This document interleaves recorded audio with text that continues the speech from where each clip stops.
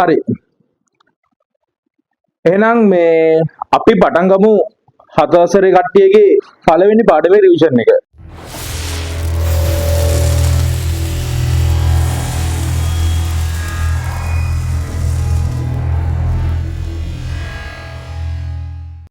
මම හිතනවා හැමෝම මට මේ පේපර් එක ඉවර කරන්න නැති කියලා ටික දෙනා දාලා තිබ්බා.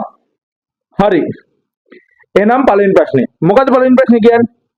පහත දැක්වෙන රූප අතරින් ද්විපාර්ශ්වික සම්මිතියක් ඇති නිවැරදි ද්විපාර්ශ්වික සම්මිතිය අක්ෂය නිවැරදිව දක්වා ඇති රූපය තෝරා ඒවායේ අක්ෂර ලියා දක්වන්න. මොකද්ද කියන්නේ?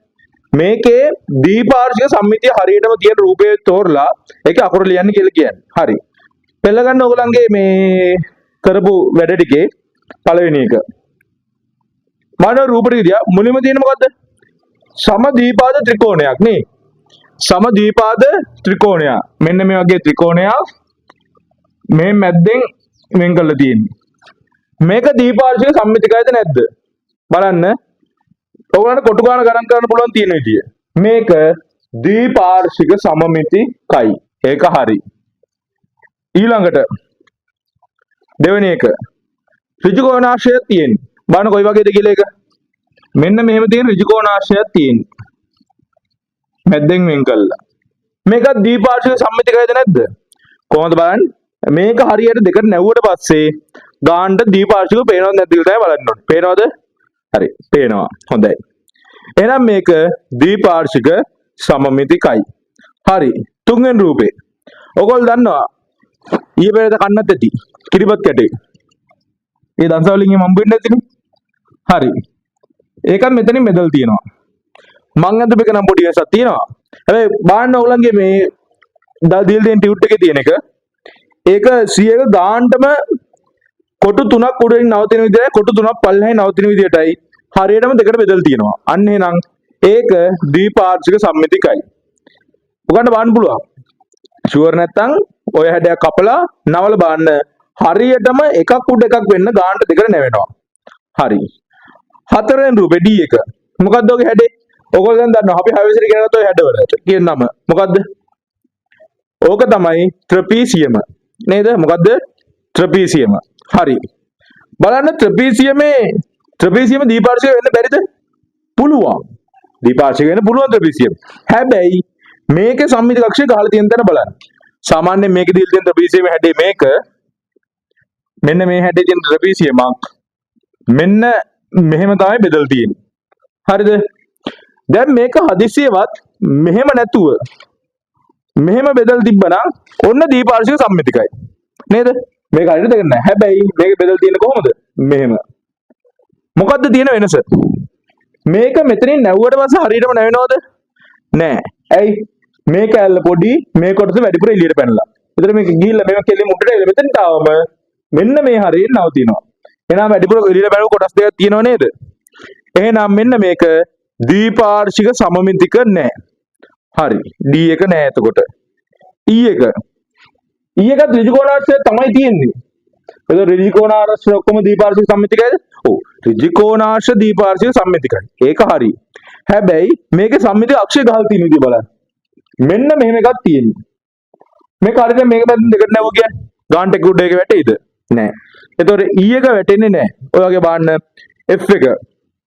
F එක ඍජු කෝණාශ්‍රයක් තියෙන. මම මේක දින්නා. හැබැයි මෙහෙම. සම්මිතික අක්ෂය ගහලා තියෙන්නේ. ඔයා මේක නැවුව කියලා හිතන්න.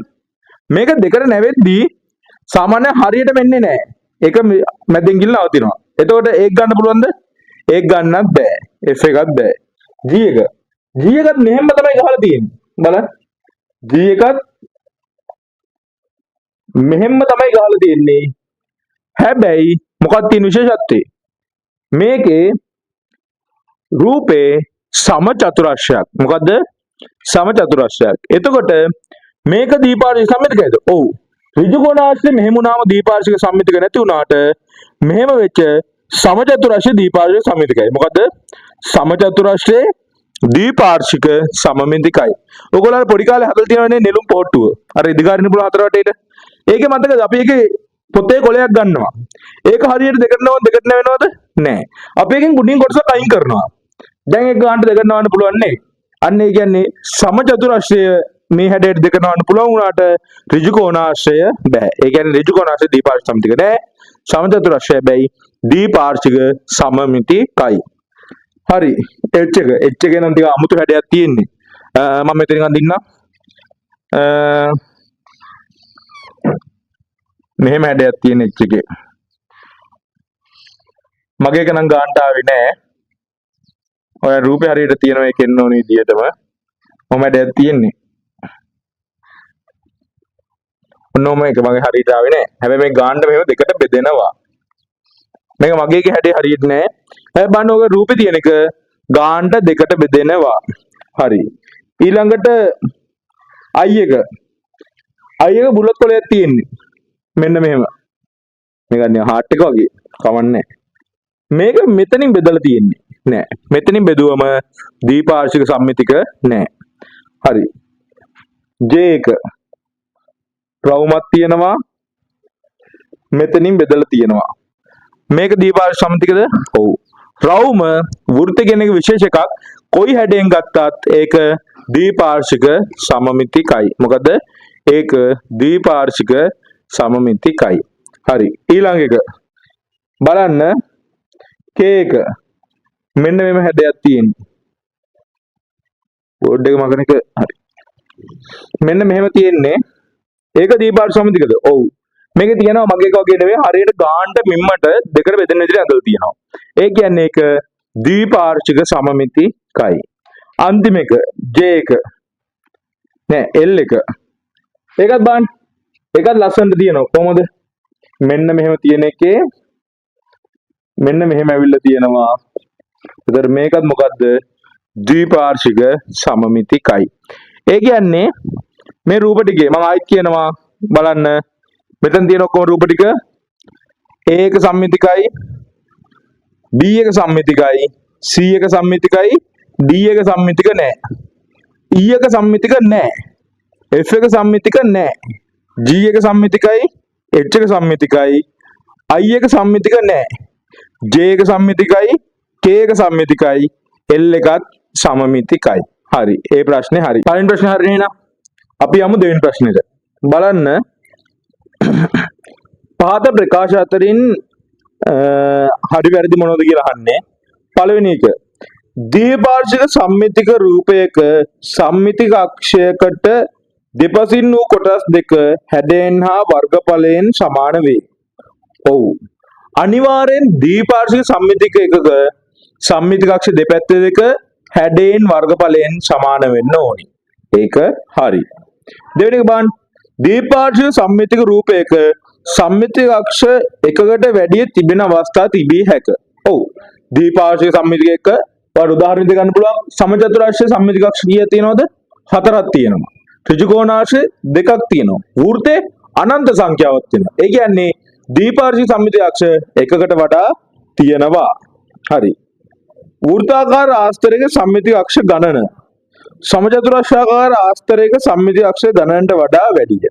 ඔව් ඒක ඇත්තනේ. මම ඉස්සෙල්ලත් කිව්වා. සමචතුරාර්ශික තියෙන්නේ 4යි. වෘත්තයක තියෙනවා අනන්ත සංඛ්‍යාවක. ඕන අතකට ගන්න පුළුවන්. එහෙනම් වෘත්තයේ ගාන වැඩි සමචතුරාර්ශයේ ගානට වඩා. හරි. D එක දීපාර්ශ්වික සම්මිතික රූපයකට තිබිය හැකි උපරිම සම්මිතික අක්ෂ ගණන එකකි. නෑ නේ දීපාර්ශ්වික සම්මිතික රූපයේ සම්මිතික අක්ෂ එකකට වඩා තියෙන්න පුළුවන්. දැන් ඉස්සෙල්ලත් කිව්වා. හරි. සම්මිතික අක්ෂ දෙකක් ඇති සම්මිතික රූපයක් එක් සම්මිතික අක්ෂයක් ඔස්සේ කපා කොටස් දෙකකට වෙන් කර විට ලැබෙන එක් කොටස් සමමිතික වේ. හරි. වෙන් කරාට පස්සේ ලැබෙන එක් කොටස් සමමිතික වෙනවා. ඒක හරි. හරි. බාන තුන්වෙනි රූපේ. දැන් බානෝගේ දැන් මෙතන වැටලා ඇති තුන්වෙනි රූපේ හරියට අඳපු ටිකක්. හරි. බලන්න පළවෙනි එක ගාන්ට කොටු ගාන ගණන් කරලා ඇඳලා තියෙනවා. දෙවෙනි එකෙත් ගාන්ට කොටු ගාන ගණන් කරලා බලන්න ඕගොල්ලන්ගෙත් මෙහෙම මේ ටික ඇඳලා තියෙනවා නම් ඕගොල්ලෝ ඒ විදිහට ගන්න. හරි. තුන්වෙනි එකේ ඒ ඊතලේ ගාන්ට එන්න අනිත් පැත්තට තියෙන්න ඕනි. හතරවෙනි එකෙත් එහෙමයි. පස්වෙනි එකෙත් ඒක එහෙමයි. ඒ මං දැන් මෙතන මේ වැටලා තියෙන උත්තර ටික ඒ විදිහට ඕගොල්ලන්ගෙත් වැටලා තියෙනවා නම් මේ ඇඳලා තියෙනවා නම් ඒක හරියට ගන්න. හරි. ඊළඟට 4 කොටු කද්දාසියක සම්මිතික අක්ෂ එකක් පමණක් ඇති දීපාර්ශ්වික සම්මිතික රූප අඳින්න. හරි. ඔයගොල්ලෝ ඇඳලා තියෙනවද? මම ඒක ඇඳලා පෙන්නන්නේ නැහැ. ඔයගොල්ලන්ට පුළුවන්. උදාහරණ කියන්නම්. මොනවද? සම දීපාද ත්‍රිකෝණය. හරිද? ඒ වගේ ඔයගොල්ලන්ට හැඩ ගන්න පුළුවන් එකක් විතරක් තියෙන. ට්‍රපීසියම ඒකේ සම්මිතික අක්ෂ එකයි තියෙන්නේ. අන්න ඒ වගේ ඔයගොල්ලෝ බලලා අඳින අපිට නිකන් සාමාන්‍ය හැඩ අඳින්න පුළුවන් සම්මිතික අක්ෂ එකක් විතරක් තියෙන. මනුස්සය කියන ඒ අපේ මිනිස් සිරුර ගත්තත් ඒකේ සම්මිතික අක්ෂ එකයි තියෙන්නේ. අන්න ඒ වගේ ඒවා ටිකක් බලලා ඔයගොල්ලෝ හරිය බලලා අඳින්න. හරි. ඊළඟට 5 කොටු කඩදාසියක සම්මිතික අක්ෂ දෙකක් පමණක් දැක්වෙන දීපාර්ශ්ව සම්මිතික අක්ෂ අඳින්න. හරිද? අර කලින් එකේ ඔයගොල්ලෝ එකේ ඇඳරන් මේ ඒ සම්මිතික අක්ෂ ටික ඇඳලා පෙන්නලා තියෙන්න ඕනි. මේකෙත් එහෙමයි. දෙකක් තියෙන ඒවා. මොනවද දෙකක් තියෙන ඒවා? ඔයගොල්ලෝ හොඳටම දන්නවා සම මොකද ත්‍රිකෝණාශ්‍රය. ත්‍රිකෝණාශ්‍රයේ තියෙන සම්මිතික අක්ෂ දෙකයි. හරිද? ඒ වගේම තව ඒ වගේ සම්මිතික අක්ෂ දෙකක් පමණක් තියෙන ඒවා තියෙනවා. ඒව බලලා ඔයගොල්ලන්ට මේක අඳින්න පුළුවන්. සමහර අර අපි ඇඳපු කිරිබත් කොටුව තියෙන කිරිබත් කොටුව ඉස්සෙල්ලා ඇඳපු අන්නේ කිරිබත් කොටුවේ තියෙන සම්මිතික අක්ෂ දෙකයි. උදාහරණයකට මෙහෙම ගන්න පුළුවන් නේ අපිට ඒක. මෙහෙම තියෙනවා. මේක මේ හරියට එන්න ඕනි. මෙහෙම තියෙනවා. මෙහෙම සම්මිතික අක්ෂයක් තියෙනවා. මෙහෙම සම්මිතික අක්ෂයක් තියෙනවා. ඒක ගානට අවන ඔයගොල්ලෝ ලස්සනට ඒක බලා ගන්න පුළුවන් සම්මිතික අක්ෂ දෙක කියන්නේ. ගානට කොටුව එන එක හරිද? එතන එහෙම එන්න පුළුවන් ඒවා තියෙනවනේ. හරි. ඒ වගේ බලන්න හැඩ බලන්න ඔයගොල්ලන් ගැලපෙන විදිහට ගන්න.